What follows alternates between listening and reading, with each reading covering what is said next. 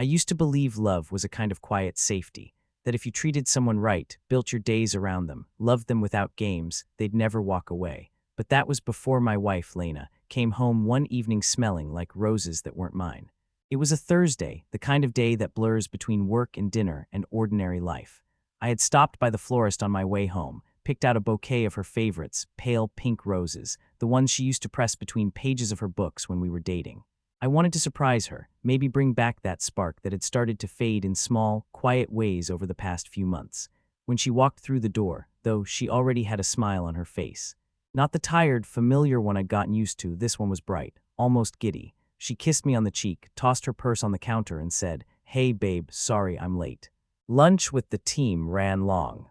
Lunch, I glanced at the clock. It was 7:40 p.m. She froze for half a second, not long enough for someone else to notice, but I did. Then she laughed it off, brushing hair from her face. Yeah, it turned into an afterwork thing. You know how they are. Her blouse was slightly wrinkled, her perfume mixed with something faintly unfamiliar, like men's cologne and hotel soap. And there, tucked in her tote, was a single red rose. Not pink, not like the ones I'd bought. Something in me went still. I didn't confront her right away. I just smiled, placed my bouquet on the table, and said quietly, "Roses for you." Her eyes flickered, confusion, guilt, something else, before she smiled again, softer this time. "They're beautiful, Ryan's." But her voice, it didn't match her eyes. Dinner that night felt like pretending. I told her about work. She nodded in all the right places, but her phone kept lighting up face down beside her plate. Once I caught the reflection of a message on the glossy surface, just enough to see a name.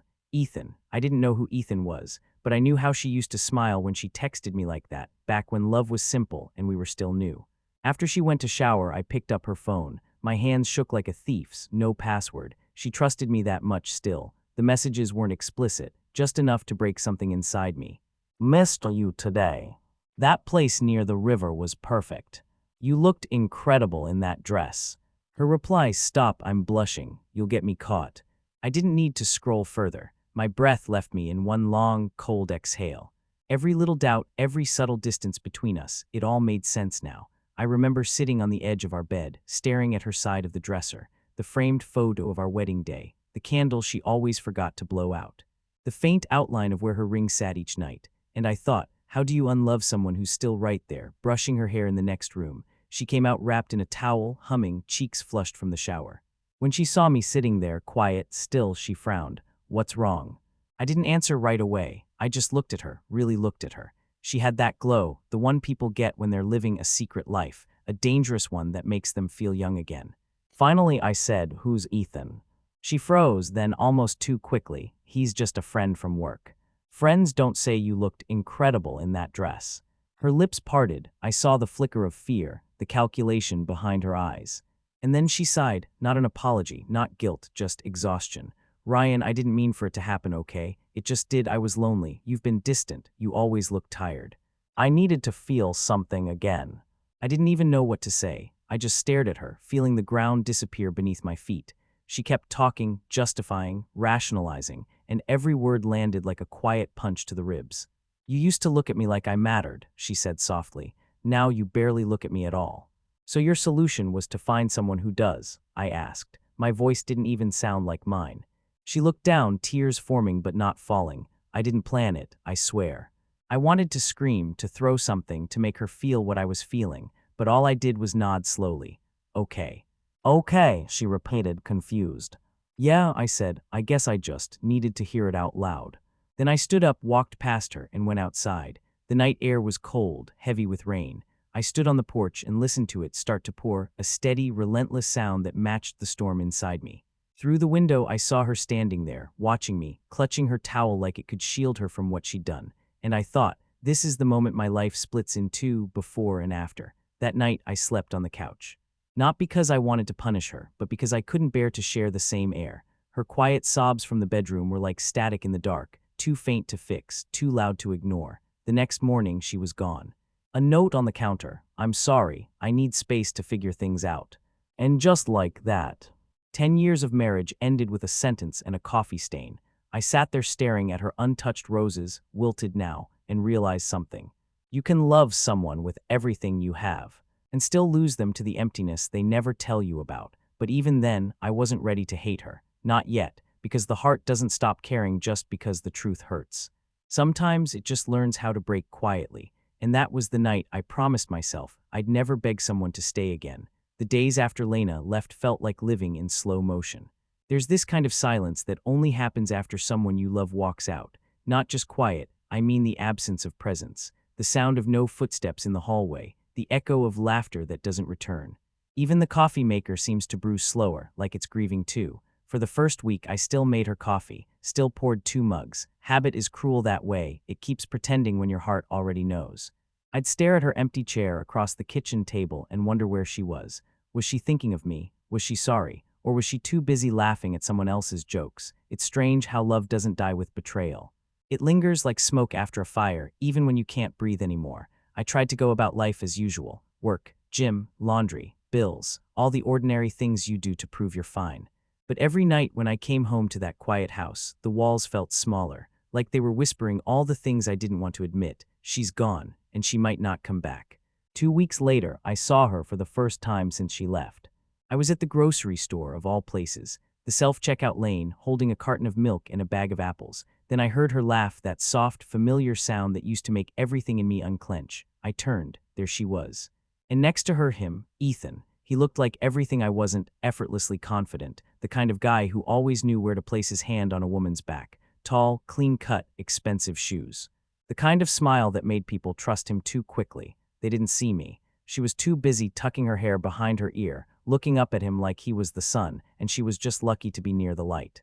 And in that second, I realized something brutal. The woman I loved didn't exist anymore. Not for me. The Lena I knew would have blushed, looked guilty, maybe even looked around for me. But this version, she was free, careless, happy. Or at least pretending to be. I left my groceries behind, walked out before the checkout voice could say, "Thank you for shopping." That night, I sat in my car outside our old house, now just my house, staring at the porch light she used to forget to turn off. I thought about calling her, thought about asking why him, why throw us away for someone you barely know, but I didn't, because deep down I already knew the answer. People cheat because they want a version of themselves that feels alive again.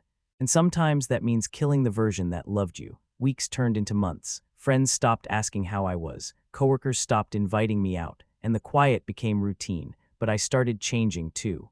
I picked up running again, long night runs through the neighborhood, where the streetlights blurred past like memories I couldn't catch. I stopped checking her social media, though I knew I'd memorized every photo already.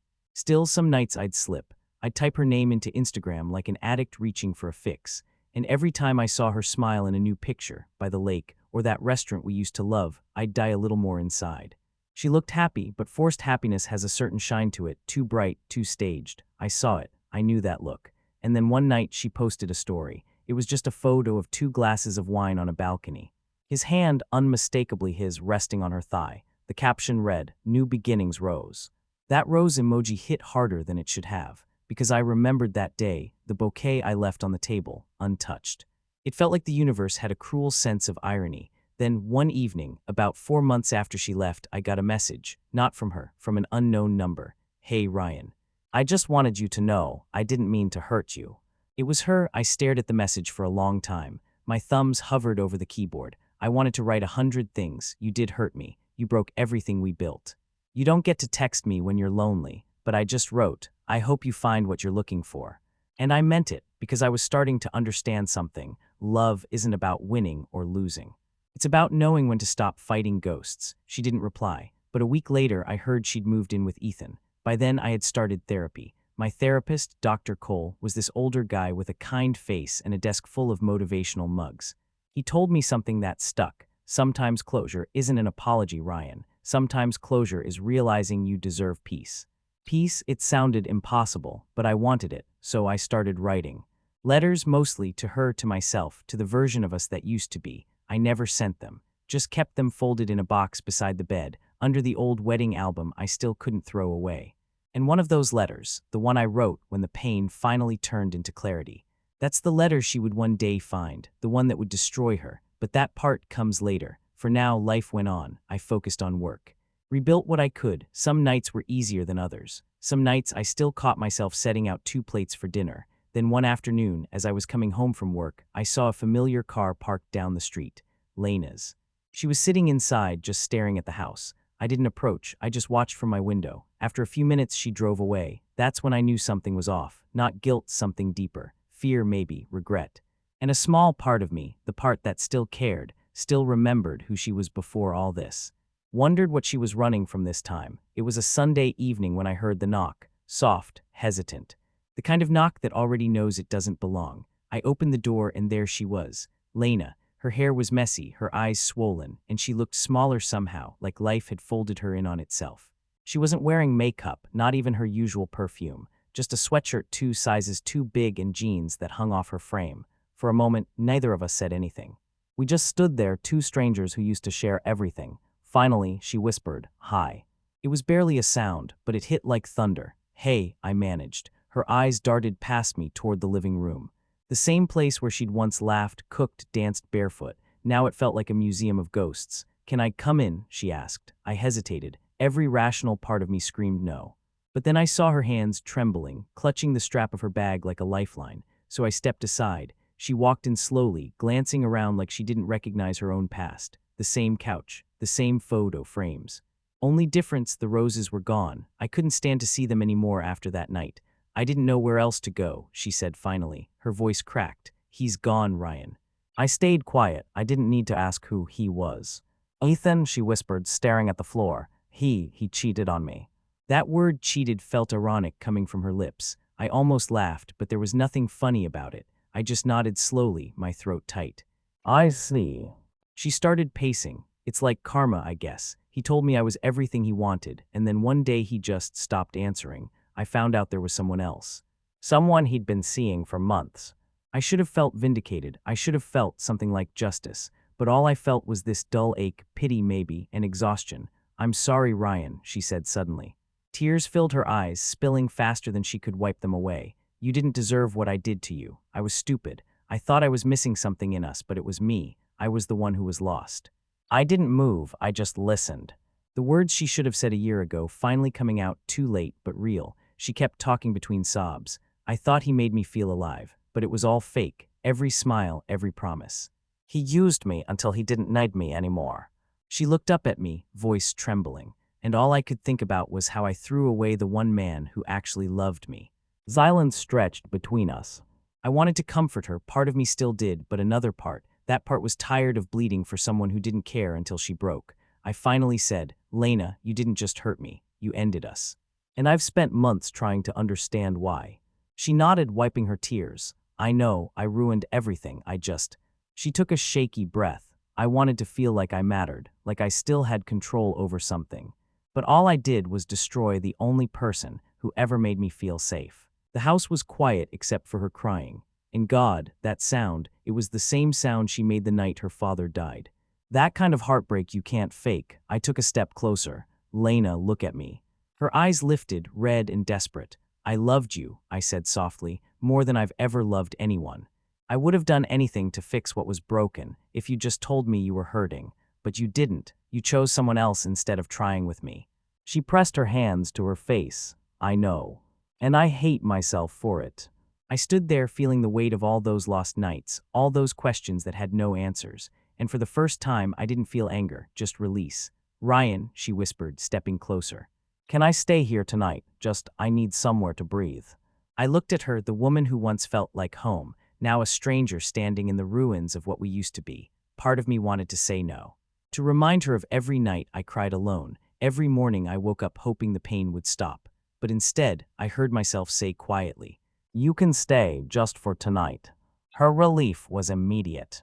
She nodded, wiping her tears again. "Thank you. I swear I won't. I just need to sleep." I nodded once, then walked past her toward the spare room. "You can take the guest bed. Sheets are clean." She paused. "I remember when we bought that bed." "I do too," I said. "Good night, Lena." She opened her mouth like she wanted to say something more, but didn't, just nodded. That night I couldn't sleep. I heard her crying softly through the wall, muffled, broken sobs that used to keep me up for different reasons. And I realized something strange. I didn't hate her anymore. I pitied her. Because for all her betrayal, for all her choices, she'd lost herself far more than she ever lost me. The next morning I woke early, made coffee 2 cups, just like old times, habit again. When I walked into the guest room, she was sitting up, staring at the window. Sunlight hit her face, and for a moment she looked like the woman I used to know. Then reality rushed back. She looked up at me. "You didn't have to make me coffee." "I know," I said, "but you looked like you could use one." She smiled faintly. It didn't reach her eyes. We sat in silence for a while, sipping coffee that had gone cold. Then she said quietly, "You were always too good to me." I didn't reply. There was nothing left to say. When she left that afternoon, she paused at the door. "Ryan," she whispered, "I still love you." I smiled, not cruelly, not bitterly. Just softly. "I believe you," I said, "but love isn't enough anymore." She nodded slowly, tears glistening, and walked away. And as the door closed, I felt something shift. It wasn't revenge or triumph. It was peace, fragile, quiet, real. Because forgiveness isn't for the person who broke you. It's for the part of yourself that still wants to heal, and I didn't know it yet. But the letter she'd one day read, the one that would destroy her, was already written, sitting in that box beside the bed, waiting for its moment. A few weeks passed after that night. Lena didn't call, she didn't text, and for the first time since she left, that silence didn't hurt. It felt like breathing again. I went back to my life, or maybe I finally started living it. The world had this strange new texture. Mornings were brighter. Coffee tasted less bitter. I could look in the mirror and not see a man waiting to be chosen. I was okay. Not happy, not yet, but okay, and that was enough. Then one evening I came home from work and found a letter on my porch. My name, written in her handwriting. I knew before opening it that it was from Lena. I stood there for a long moment, just staring at it. Part of me wanted to throw it away. Another part, the part that still remembered the way she used to fall asleep holding my hand, needed to read it. So I did. "Ryan, I don't expect forgiveness. I don't even know why I'm writing this. Maybe because I need to believe that the person I broke still exists somewhere, even if it's not in your arms. You were my calm, and I was your chaos. I destroyed us because I didn't know how to love something safe. I saw your letter. I don't know if you meant for me to find it, but I did. The one you wrote and left in that box beside the bed. It destroyed me. Not because it was cruel, but because it was kind. I read every word. I cried until my throat hurt, because in every line I saw the man I betrayed and the woman I could have been if I'd stayed. You told me you forgave me, not to make me feel better, but so you could live again. You said love doesn't vanish, it just changes shape, and I think I finally understand. I'll carry that letter with me forever. Not as punishment, but as a reminder of the man I once had and the peace I'll never earn again. Thank you for loving me, even when I didn't deserve it. Lena." When I finished reading, I sat on the porch and watched the sun go down. The sky looked like it was bleeding light, pink and gold fading into gray, the same color as those roses I once bought her, the same color she had loved before everything changed. Let me tell you about that letter she mentioned. The one I wrote, the one she said destroyed her. I never meant for her to read it. It wasn't revenge. It wasn't closure for her. It was a goodbye I needed to give to myself. I wrote it one night when the house was too quiet and I couldn't sleep. I poured everything I never got to say into it. It started like this: "Lena, I still love you. Not the way I used to, not with expectation or hope, but with acceptance, because you were a part of my story, even if you're not part of my ending." And I told her how I remembered the small things. How she laughed when she couldn't cook pasta without burning it. How she used to fall asleep halfway through movies. How she'd steal my hoodies and claim they smelled like home. Then I wrote, "You broke me. You made me question my worth. But somewhere in that heartbreak, I found myself again. You taught me that love isn't about keeping someone. It's about knowing when to let go, even if it hurts like hell." And the last line, the one she said destroyed her, was this: "I forgive you, Lena, not because you asked me to, but because I deserve to be free." I folded it, sealed it, and left it in that box of memories I couldn't yet throw away. I didn't know she'd ever find it, but I guess life has a way of bringing the right words to the right eyes, even when you least expect it. That was the last time I ever heard from her. I don't know where she is now, maybe in another city. Maybe trying to rebuild herself like I did. All I know is I don't hate her anymore. And that realization was the first real peace I'd felt in years. People think closure is a moment, a conversation, an apology, an ending that makes sense. But it's not. It's quieter than that. It's standing in the same kitchen where your heart once broke and realizing it doesn't hurt anymore. It's hearing their name and not feeling your chest tighten. It's walking past the florist and not thinking about the roses left to die on the table. It's freedom. Months later, I started seeing someone new. Her name's Mara, kind eyes, quiet voice, the kind of person who listens more than she speaks. She knows I've been through something heavy, and she never asks for more than I can give. The first time she came over, she noticed the box by my bed. "Old memories?" she asked. I smiled. "Yeah, some of them good, some lessons." She didn't pry, just nodded, and that was enough. Sometimes at night, when she falls asleep next to me, I stare at the ceiling and think about how far I've come. How the same man who once begged for love now understands that the truest love doesn't beg at all. If you asked me whether I'd take Lena back, even if she came knocking tomorrow, I'd say no, not out of bitterness, but because I've learned that peace tastes sweeter than any apology. And maybe that's what life really is. A series of people who teach you how to let go without losing yourself. This morning, I went for a run. The air was crisp, sunlight breaking through the trees. I passed the same florist where I once bought her those pink roses. For a second, I almost walked in, but instead I smiled and kept running, because I don't need roses anymore. I've finally learned that not every beautiful thing is meant to stay alive. Finally learned that not every beautiful thing is meant to stay alive.